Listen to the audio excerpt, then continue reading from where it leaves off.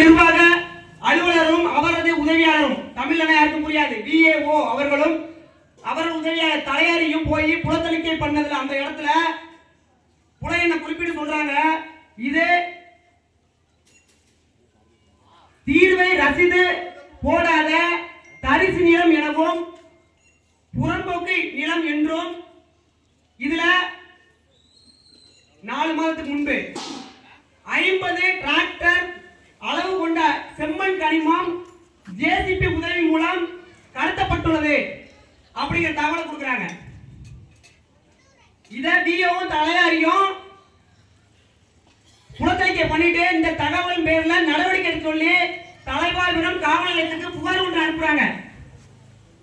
இதே அறிக்கையை வட்டாட்சியருக்கும் சமர்ப்பிக்காங்க. ராஜபாளையம் வட்டாட்சியர் இந்த தகவலை துணை கண்காணிப்பாளர் ராஜபாளையம் DSP ஆபீஸ்க்கு இந்த மாதிரி ராஜபாளையம் சுற்றுவட்டார பகுதியில் ஏகப்பட்ட இடங்கள்ல கனிமங்கள் கடத்தப்படுவதாகவும், குறிப்பாக புத்தூர் ஊராட்சிக்கு உட்பட்ட புத்தூர் மலை பகுதியிலையும் செம்மண் கனிமம் கடத்தப்படுவதாகவும் நமக்கு அறிக்கை சமர்ப்பிச்சிருக்காங்க. அதனால விரைந்து நடவடிக்கை எடுங்கள் அப்படின்னு சொல்லி DSP ஆபீஸ்ல அவங்களும் புகார் கொடுக்காங்க. இதுதான் நடந்தது, நமக்கு கிடைச்சது. இந்த அரசு ஊழியர்கள் நமக்கு கொடுத்த தகவல், அதிகாரிகள் சொல்ல மாட்டேன், ஊழியர்கள். சரியா? இது எனக்கு என்னன்னா, எனக்கு என்ன கேள்வி எழுது அப்படின்னா, நமக்கு என்ன கேள்வி எழுது அப்படின்னா, நம்ம எல்லாருக்குமான சொத்து, இந்த ஊராட்சிக்கு உட்பட்ட ஒரு சொத்து அப்படிங்கிறது ஏன் தனிப்பட்ட சொத்தோ இவர்களுக்கான தனிப்பட்ட சொத்தோ கிடையாது. நம்ம எல்லாருக்குமான சொத்தை பாதுகாக்கிறதுக்காக VAO அவங்களுக்கு உதவியாளர் இப்படி ஒரு அமைப்பாளர் கட்டி வச்சு அவங்களுக்கு அதிகாரத்தை கொடுத்து வச்சிருக்கிறோம். இவங்களாலே காப்பாற்ற முடியலன்னு காவல்துறை நடவடிக்கை எடுக்க சொல்லி கொடுக்குறாங்க. தாசில்தாரு நம்ம வட்டாட்சியர் அவர்கள் அவங்களால முடியலன்னு சொல்லி கட்டுப்படுத்த சொல்லி DSP ஆபீஸ்க்கு தகவலை கடத்துறாங்க.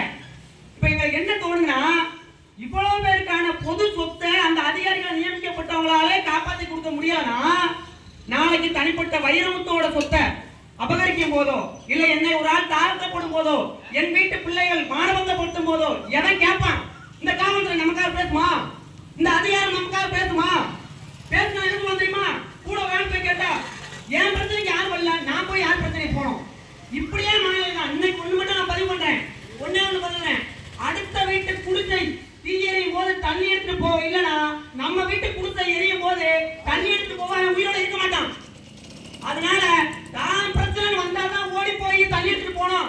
தான் பிரச்சனை வந்தாதான் போய் ஒரு காவல்துறை அதிகாரி அணுகணும், அரசு துறை அதிகாரி அணுகணும்னு நீங்க இருந்தீங்கன்னா உங்களுக்கு பிரச்சனை வரும்போது யாரும் இருக்க மாட்டாங்க கேட்க. எல்லாருமே அங்க பண ஒரு என்ன சொல்ல பொருளாதார வலிமையற்றும் அதிகாரம் மற்றும் ஒரு உடல் வலிமையற்றும் இருக்கும்போது அவங்களால உங்க கூட வர முடியாது.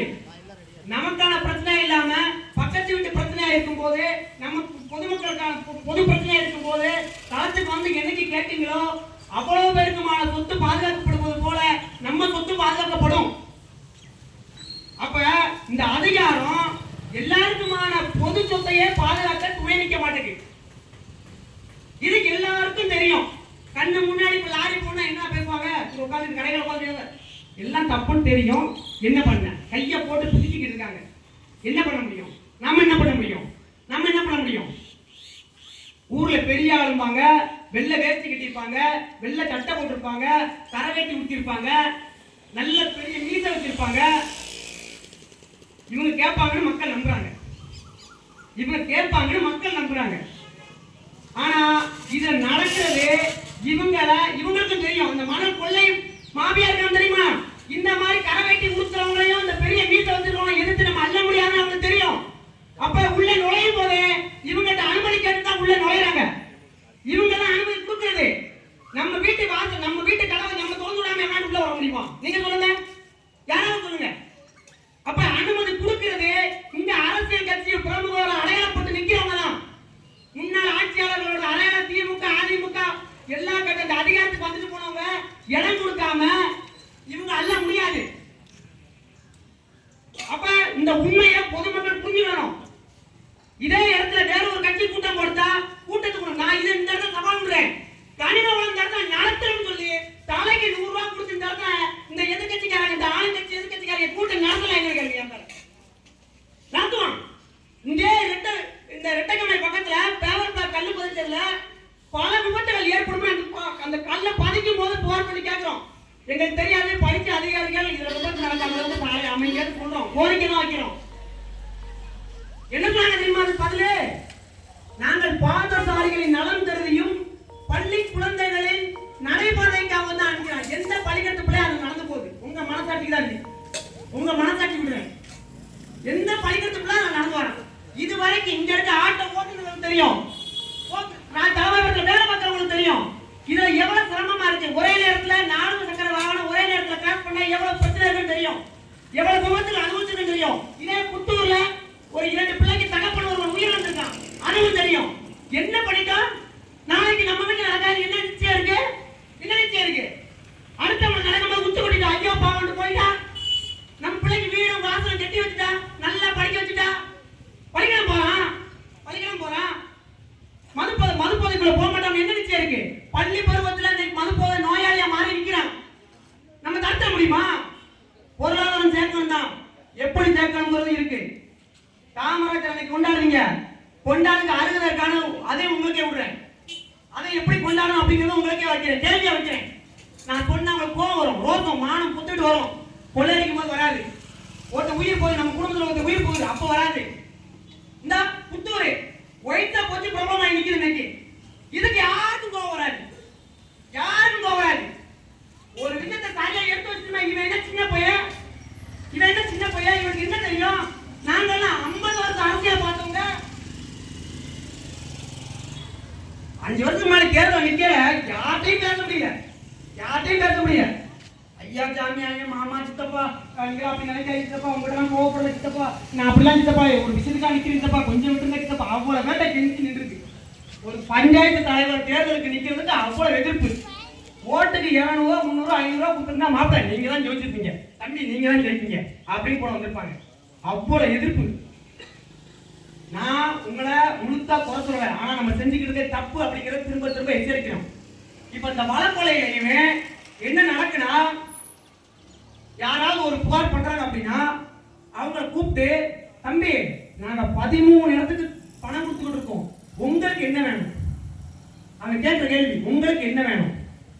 எனக்கு யார் நடத்துறா, எவன் முதலாளி யாரும் தெரியாது, பெரிய இடமா இருந்துட்டு போட்டோம், எவ்வளவு பெரிய இடம் பார்க்கணும்.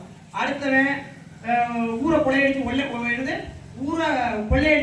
போடுறவன், அடுத்தவன் சொத்தை ஆக்கிரமிக்கவன், பக்கத்து இடத்த கொடுக்க மாட்டேன்னு புடுங்குறவன் பெரிய ஆளுனா, அப்ப உண்மையா உழைச்சி 100 ரூபாய் காசுனாலும் வேர்க்க வெளியில போய் நின்று வேலை பார்த்து உண்டாக்குறவங்களுக்கு பேர் என்ன பேரு? அப்ப வெள்ளையும் சொல்லையும் கெட்டுறவங்க பெரிய ஆள் கிடையாது, நல்லா புரிஞ்சுக்கோங்க. களவாணி பெயர் சொல்ல உங்க பெரிய இடம் அந்த இதெல்லாம் நமக்கு ஆகாது. அதை அவன் வச்சுக்கிட்டோம், அவன் நினைச்சுக்கிட்டோம். என்னைக்கு ஊருக்குள்ள வரும்போது களவாணித்தனம் வரும்போது வீட்டுக்கு 500 ரூபாய் கொடுக்கணும் வரையில இவன் பெரிய ஆளா கிடையாது சின்ன பையன் அப்படின்னு நம்ம பேச ஆரம்பிக்குமோ அன்னைக்கு தான் இதெல்லாம் சரியாகும். இதெல்லாம் கேட்க வேண்டாம், ஆட்டோமேட்டிக்கா சரியாயிடும். இப்ப இந்த கொள்ளையில என்ன நடக்கு தெரியுமா? யாராவது பேச போனாங்கன்னா அவங்க கிட்ட உனக்கு என்ன வேணும் அப்படிங்கிற கேள்வி 10-13 பேருக்கு அமைப்பு கொடுத்துக்கும், தம்பி உங்களுக்கு என்ன வேணும் தம்பி வாங்கிக்கோங்க. காசா வேணுமா மண்ணா வேணுமா? இப்பதான் கேள்வி. அதுக்கடுத்து என்ன கேள்வினா, ரொம்ப பேசினா அவன் சொந்தக்காரன் விட்டு மிரட்டுறது, நம்ம ஒரு ஆள் மேல மதிப்பு வச்சிருக்கோம்னா அவங்க மூலமா வந்து மிரட்டுறது. இது நமக்கும் இல்ல, நம்ம யாரையும் மதிக்க நம்ம தெரியல, நம்ம யாரும் மதிக்க வேணுமோ அப்படிலாம் வருதுன்னு சொன்னாங்க. ஒரு சிலருக்கு வந்ததை வச்சு சொல்றாரு. அப்ப இப்படி வருது. கடைசியா என்ன வருது தெரியுமா?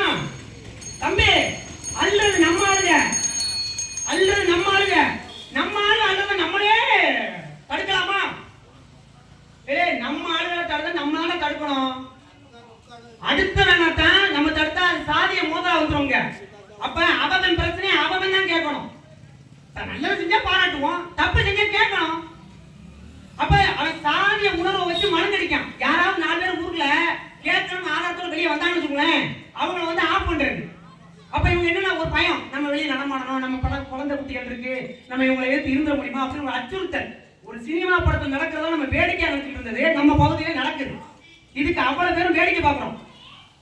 அப்ப இது அப்படியே நம்ம கலந்து போகணும்னு நினைக்க கூடாது. இப்ப இந்த போராட்டம் நீங்க பேசிட்டாப்பா முப்பாடி போனோம் அப்படின்னா நாங்க சொல்லல. இதை பேசி நம்ம மக்கள் அணிதிரட்டம் நினைக்கிறோம். உங்களுக்கு ஒரு கேள்வி எழுதலாம், தம்பி நீங்க இப்படிலாம் மண் எழுதுறதையும் மலையை உடைக்கிறதையும் போய் இதை போராடினீங்கன்னா வீடை எப்படி கட்டுறது, கட்டடங்கள் எப்படி கட்டுறது, எவ்வளவு எங்க அண்ணன் சொன்னா ஐயோ ஐயோ அப்புறம் நிலைமையா நீங்க, எங்க அண்ணன் சொன்ன மாதிரி அடே அப்பா அப்புறம் நிலைமையா நீங்க. அதாவது வீடு கட்டணம் தான், கட்டணம் தான். எப்படி கட்டணும்? இப்ப நானே ஒரு வீடு கட்டுறேன், எனக்கு மண்ணு தேவைப்படுது, நான் அப்படியே ஒரு ஜேசிபி வாடகை பிடிச்சி ஒரு வண்டியை வாங்கி போய் அள்ளிட்டு வந்துட முடியுமா? சட்டம் அப்படி சொல்லுதா? சட்டத்தை அப்படி இடம் இருக்கா? ஒரு பைக்ல ஒரு தேவைக்கு நம்ம வீட்டு முன்னாடி ஒரு புளிய வந்துச்சுன்னா மண்ணிலிட்டு வந்து போட முடியாது. ஒண்ணு இல்லைங்க, இப்ப என் வீட்டுல வாங்குற ரேஷன் அரிசிய பக்கத்துல என் தூரத்து உறவுக்காரன் ஒருத்தர் ஏதோ ஒரு தேவை கேட்டான், ஒரு சாக்கு அரிசிய நான் அந்த இடத்துல அரிசி கொடுத்ததுதான் அதை வாங்கிட்டு போயிட்டாங்கன்னா அரிசியோட சேர்த்து பைக்கையும் படிக்க பண்ணிடுவோம். இந்த கொடுமையா நடக்குது ஊருக்குள்ள நடக்கு. அவ்வளவு சட்டத்திட்டம் பேசுறவங்க இவ்வளவு பெரிய லாரி கண்ணுக்கு முன்னாடி போகுது. அனுமதி, அதாவது தீவிர போராட தரிசு நிலம், புறம்போக்கு நிலம் அள்ளிட்டு போறாங்க, அனுமதி வாங்காம அள்ளுறாங்க. எல்லா இதுவும் இருந்து இந்த விஓ, தாசில்தார், ஆர்ஐ இவங்க எல்லாம் வேடிக்கை பார்க்கறாங்கன்னா என்ன அர்த்தம்? என்ன மக்களும் கேட்க மாட்டாங்க, கேட்டு வர்றவங்களுக்கு கூட்டத்தை கொடுப்போம். இந்த நேரம்னா அவ்வளவு அவங்களுக்கு மனதைரியம் வரல. காரணம் தான் நம்மகிட்ட இருந்து எதிர்ப்பு குரல் போகல. தேர்தல் நேரங்களில் மக்களுக்கு எவ்வளவு குற்றமா கொடுத்து மக்களை குற்றவாளி ஆகிட்டாங்க. இங்க வந்து நிக்கிறதுல இதுக்கு மேல நிக்கிறதுக்கு உணர்வு இருக்கு, இந்த ஒரு ஓட்டங்களும் உணர்வு இருக்கு. ஆனா அவங்களுக்கெல்லாம் ஒரு மனசான்று கொடுத்துது. நம்ம போய் நின்னா எலெக்ஷன் நீ நான் காசோனா பையன், நீ எதுக்கு அங்க போய் நிக்க அப்படின்னு அவன் பேசுவோம், அந்த கட்சிக்காரன் பேசுவோம். அப்ப இங்க வந்து நிக்கிறதுக்கே நீங்க குறைஞ்சது ஒரு 5 வருஷம் உங்க தகுதி அவசர வேண்டியிருக்கு. அவ்வளவு பெரிய இடம். அந்த இடம் சும்மா 8 பேர் 10 பேர் நிக்கும் நடத்தாருங்க. ஒருத்தரும் அவ்வளவு வீரியமானவன், அவ்வளவு கொடுத்து. இப்ப நான் பேசுறேன்னா எனக்கு பேச்சு திறமை இருந்து பதில் பேசுறேன், ஒருத்தரும் பேசுறேன் அவ்வளவு நேரம் பேசுவாங்க. அவ்வளவு மன குமுறல் தான் வந்து நிக்கலாம். இன்னைக்கு வேலை நாள், திங்கட்கிழமை வேலை நாள், முதல் வேலை நாள், வேலை எப்படி இவ்வளவு பேர் நிக்கிறாங்கன்னா சும்மா கிடையாது. அப்ப நான் என்ன சொல்றேன்னா, இந்த கனிம வளத்துக்கு எதுல அந்த எப்படி வீடு கட்டலாம், எப்படி கட்டணம் கட்டலாம், இந்த வியாக்கியானம் பேசுறத முதல் விடுங்க. அரசு அனுமதி பெற்ற இடத்துல அரசு கொடுக்கக்கூடிய அந்த நெறிமுறைகளோட இத்தனை அடி இத்தனை அங்குலம் அல்லணும்னு சொல்லி ஒரு அனுமதி கொடுத்தாங்க பார்த்தீங்களா? அப்படி அல்லுங்க. அங்க அள்ளும் போது அரசுகிட்ட நீங்க ஒரு ரூபாயை கொடுக்கணும். இப்ப தனிநபருக்கு லஞ்சம் கொடுக்கறத விட்டுட்டு அரசு கருவூலத்தை நிரப்புவீங்க. இந்த வளத்தை வச்சு அரசு கருவூலம் நிரப்பும். அது எனக்கு கல்வியாவோ மருத்துவமாவோ ஏதோ ஒண்ணா மக்களுக்கு தெரிஞ்சு கிடைக்கும். அதை நாங்க யாரும் எதிர்க்கல. இது மாதிரி நம்ம ஊருக்குள்ள மட்டும் இல்ல, கேரளாவுக்கு எனக்கு தெரிஞ்சு அவ்வளவு பெரிய ரோடு, அவ்வளவு பெரிய துறைமுகம், கடலுக்கு பக்கத்துல சுனாமி தடுப்பு சொல்லுவாங்க, அவ்வளவு பாறைகள் எல்லாமே தமிழ்நாட்டில் தான் போகுது. அத்தனையும் வேடிக்கை பார்த்து என்ன சொல்ல, ஒரு புழு கூட அடிச்சா துள்ளும். இப்படி பொருள் கட்ட மக்களா ஒரு பூனை அடிச்சாங்க, ஒரு பூனைய ஒரு ரூமுக்குள்ள போட்டு அடிச்சீங்கன்னா அது புளியா மாறுங்கிறான், அதோட முழு பழத்தை காட்டுங்கிறான். நம்ம அவ்வளவா போட போயிட்டோம், அவ்வளவா ரோஜா விட்டு போயிட்டோம். கொஞ்சமான மானம் இல்ல, கொஞ்சமான மாணவர்கள் இல்ல. அப்ப இது எப்படி நம்ம சரி பண்றது? ஒருத்தவங்களும் இப்ப நான் கட்சி சார்பா எடுக்கணும்னா கட்சி சார்பா எடுக்கணும்னு எனக்கு நோக்கம் கிடையாது. இந்த பொதுமக்கள் திரட்டி இந்த உணர்வுகளை திரட்டி ஏதாவது நல்லது பண்ணிடலாம் நம்ம நினைக்கிறோம். சரி பண்ணிடலாம், நல்லது பண்ணல, சரி பண்றோம், நல்லதெல்லாம் கிடையாது. சரி நமக்கு தேவையானதான் செய்யணும்.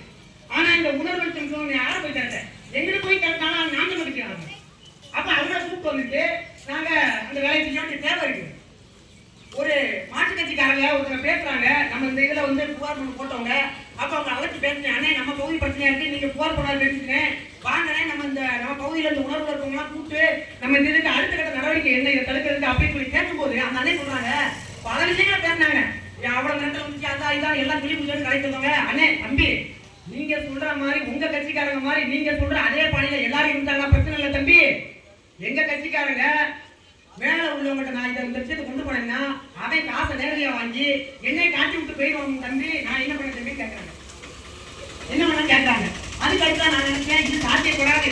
நமக்கு நேரத்தை நமக்கு நான் சொன்ன கட்சிக்காரங்க இருக்காங்க, அவங்களே கூட்டத்தை போட்டுக்கிட்டு இருக்கோம். அப்ப எங்க பேச்ச மதிப்பளிச்சு வந்த மதியானுக்கு நாங்க கொஞ்ச நேரமாட்டு வாய்ப்பு கொடுக்கணும். அதுக்காக என்னோட